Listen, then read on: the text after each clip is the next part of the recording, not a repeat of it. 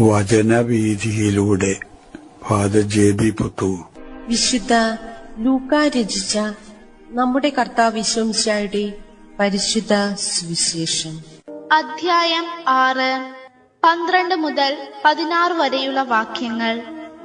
അപ്പോസ്തലന്മാരെ തിരഞ്ഞെടുക്കുന്നു. ആ ദിവസങ്ങളിൽ അവൻ പ്രാർത്ഥിക്കാനായി ഒരു മലയിലേക്ക് പോയി. അവിടെ ദൈവത്തോട് പ്രാർത്ഥിച്ചുകൊണ്ട് രാത്രി മുഴുവൻ ചിലവഴിച്ചു. പ്രഭാതമായപ്പോൾ അവൻ ശിഷ്യന്മാരെ അടുത്തു വിളിച്ച് അവരിൽ നിന്ന് 12 പേരെ തിരഞ്ഞെടുത്ത് അവർക്ക് അപ്പോസ്തലന്മാർ എന്നു പേര് നൽകി.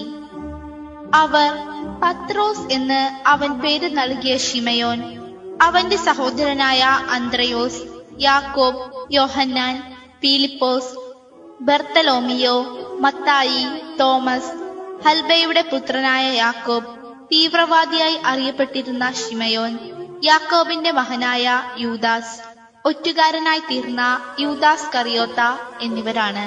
അപ്പോസ്തലന്മാരെ തിരഞ്ഞെടുക്കുകയും നിയോഗിക്കുകയും ചെയ്യുന്ന യേശു സമൂഹത്തിലെ വിവിധങ്ങളായ മണ്ഡലങ്ങളിൽ പ്രവർത്തിച്ചിരുന്ന വ്യത്യാസപ്പെട്ട സ്വഭാവങ്ങളോടുകൂടിയ വളരെ വിഭിന്നമായ പശ്ചാത്തലത്തോടുകൂടിയ 12 പേരെ തന്റെ സഹപ്രവർത്തകരായും തന്റെ ദൗത്യം ജനഹൃദയങ്ങളിൽ എത്തിക്കുന്നതിനു വേണ്ടി അയക്കപ്പെടുന്നതിനു വേണ്ടി അപ്പസ്തോലന്മാർ എന്ന രീതിയിൽ തിരഞ്ഞെടുക്കുന്ന ആ പ്രക്രിയയിലായിരുന്നു യേശു അപ്പോൾ.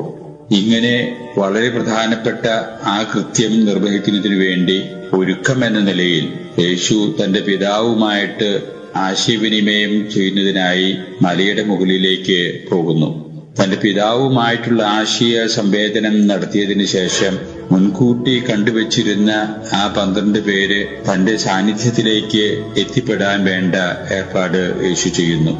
അവർ എത്തിയതിനോടുകൂടെ തന്റെ പ്രധാനപ്പെട്ട ആ കൃത്യത്തിലേക്ക് യേശു കടക്കുന്നതായിട്ടാണ് നാം കാണുന്നത്.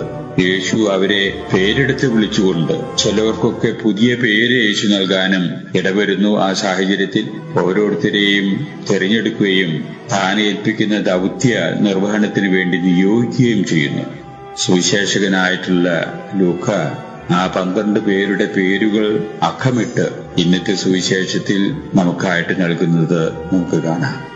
യേശുവിന്റെ വീക്ഷണത്തിൽ പ്രധാനപ്പെട്ട ഒരു ദൗത്യമാണ് അപ്പസ്തോലന്മാർ എന്ന രീതിയിൽ കണക്കാക്കപ്പെടുന്ന തന്റെ ഈ സഹപ്രവർത്തകർ ജീവിതത്തിൽ അനുഷ്ഠിക്കാനുള്ളത് എന്ന് അവരെ ബോധ്യപ്പെടുത്തിക്കൊണ്ട് അവരോടായിട്ട് സംസാരിച്ചു കാണും എന്ന് നമുക്ക് ന്യായമായിട്ട് ഊഹിക്കാം.